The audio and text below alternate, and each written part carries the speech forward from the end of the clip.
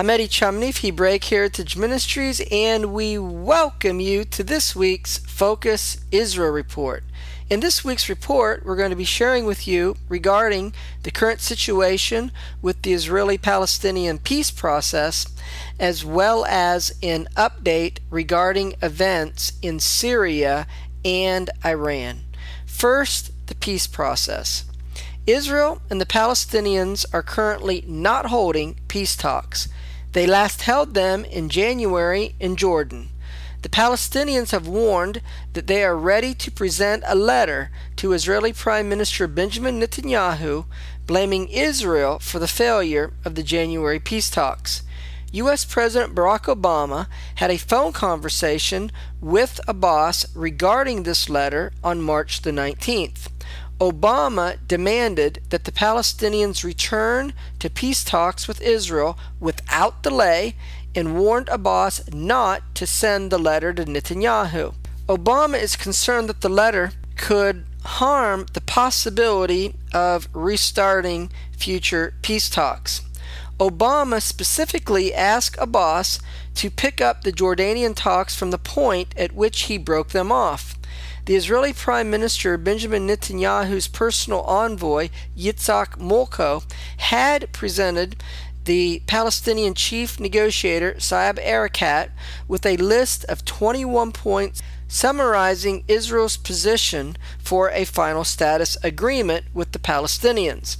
When Erekat asked for more specifics, Molko brought to the meeting Major General Natan Eshel, head of Israel's planning division, to fill in the requested details. Without further ado, Erekat terminated the session by walking out without listening to what the Israeli general had to say. As a result of Abbas's conversation with Obama regarding the letter that he intends to send to Benjamin Netanyahu, Abbas rejected Obama's plea to return to peace talks with Israel and instead intends to send the letter to Netanyahu in the near future. The letter is expected to state the Palestinians demand that they will not resume direct peace negotiations with Israel unless Israel agrees that these talks will be based upon a Palestinian state on 1967 borders with East Jerusalem as its capital, and that Israel will agree to freeze building Jewish homes in the West Bank and in East Jerusalem.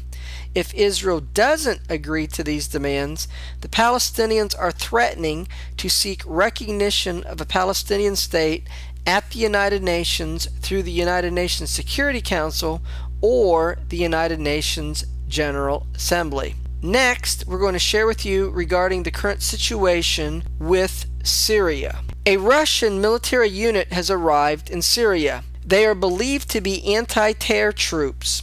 The Russian anti-terror troops is widely seen as being a show of support for the Assad government because Russia and China have recently opposed the efforts of the United States and the European Union at the UN Security Council to remove President Bashar Assad of Syria from power. Former Secretary General of the United Nations, Kofi Annan, went to Syria recently and had discussions with Assad over the current situation. Annan desires to present a peace plan to end the violence in Syria and enable a transition of Assad from power. However, Assad told Annan that Syria will unleash its missiles against any country preparing for military intervention in Syria. While not mentioning them by name, Assad was referring to Britain, France, Norway, Holland, and Italy, whose navies and air forces were last week drawn up ready for action in positions in the eastern Mediterranean and bases in the Middle East, including a Royal Air Force facility in Cyprus. Assad specifically mentioned a willingness to attack the neighboring country of Turkey if Turkey opposed him. Cruising opposite the Syrian coast are two aircraft carriers, the USS Enterprise and the French Charles de Gaulle.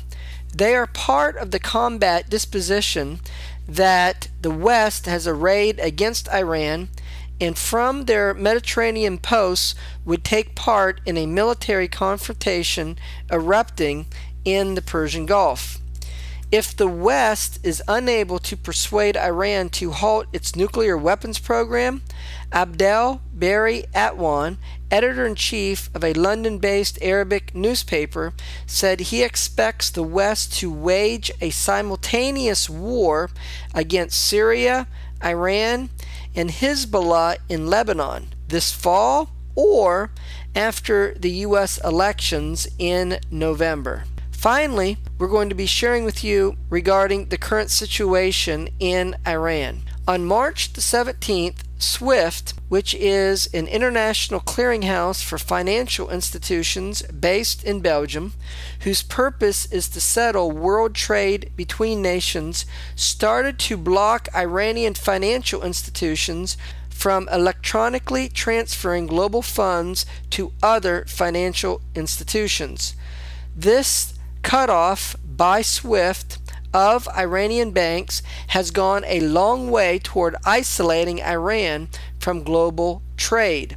The U.S.-led European sanctions on Iranian oil world trade was boosted in recent weeks by the United Arab Emirates, which stopped handling the Iranian currency, further reducing Iran's ability to trade and obtain hard currency. In response, Iran threatened to block the Strait of Hormuz, which is the outlet for about 1/3 of the world's daily oil supplies. In case they do, 3 U.S. aircraft carriers are standing by in the Persian Gulf. They are the USS Abraham Lincoln, the USS Carl Vinson, and the USS Enterprise, together with the French aircraft carrier, the Charles de Gaulle, and their strike groups. Furthermore, the United States, France, Britain, Holland, and Germany have deployed minesweepers to keep the Strait of Hormuz open to international traffic. Discussions between Iran and the United States, Russia, China, Britain, France, and Germany, who are referred to as the P5+1 nations, over Iran's nuclear program is scheduled to begin on April the 13th, according to senior U.S. and European Union officials. These talks are likely to take place in Geneva, Switzerland, or Istanbul, Turkey. Officials in Israel estimate that Israel will allow at least 3 months for discussions to end Iran's nuclear program. On July the 1st, a European Union oil embargo on Iran will begin if Iran has not halted its nuclear program by this time.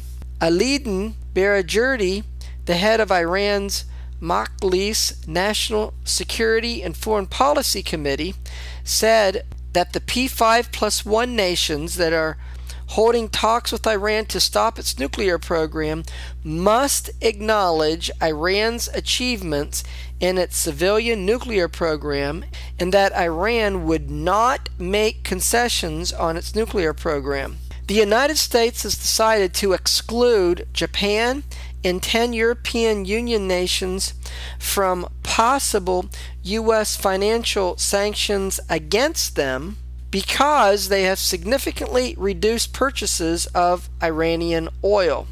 Debka reports that this was done because the United States and Iran are holding secret talks, and progress is being made in those talks from the perspective of the United States. This action was taken to encourage Iran to make further concessions regarding stopping its nuclear program.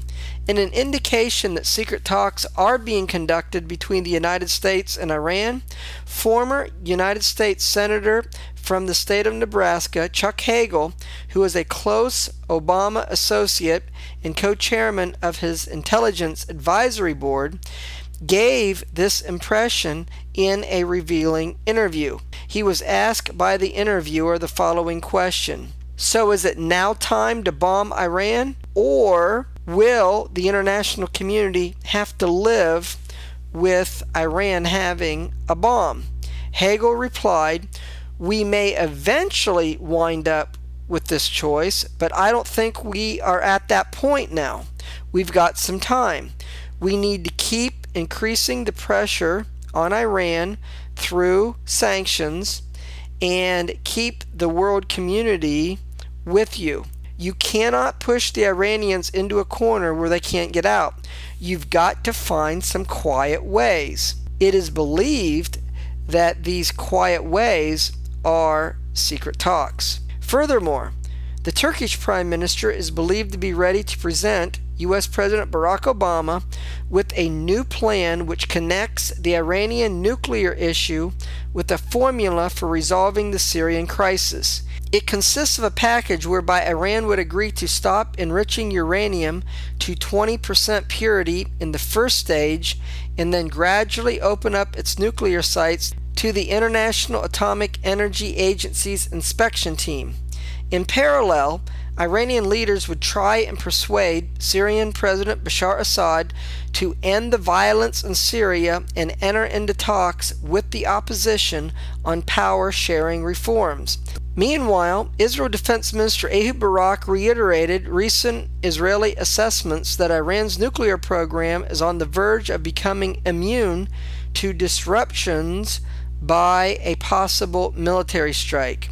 In testimony to the Parliament's Foreign Affairs and Defense Committee, Barak said that harsher international sanctions against Iran would be needed to try to pressure Iran to abandon the suspect elements of its nuclear program. Barak went on to say, "The world, including the current U.S. administration, understands and accepts that Israel necessarily views the threat differently than they do, and that ultimately Israel is responsible for taking the decisions related to its future, its security, and its destiny."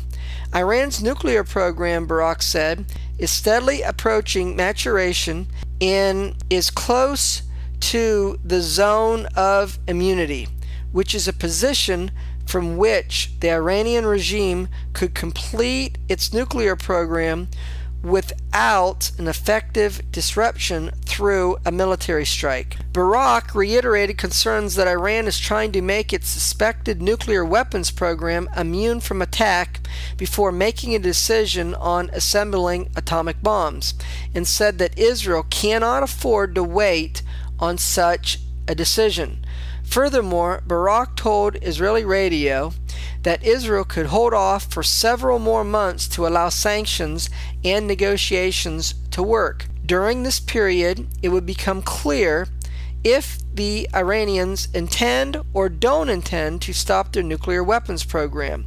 Barak insisted that American and Israeli intelligence evaluations on the state of Iran's nuclear program are in agreement with each other. Finally, he said that a possible Israeli attack against Iran is not a matter of weeks away, but it's also not a matter of years either. From these things, it seems that Israel is giving the United States at least 3 more months to try to persuade Iran to discontinue its nuclear program at the negotiating table before Israel feels the need to potentially strike Iran militarily. In conclusion, based upon the present timetable of talks with Iran, and when a European Union oil embargo against Iran would take full effect, that would be July the 1st, it does not seem likely that the United States would attack Iran until this fall or after the United States November elections. Until we do it again, Shalom in Yeshua the Messiah. Amen.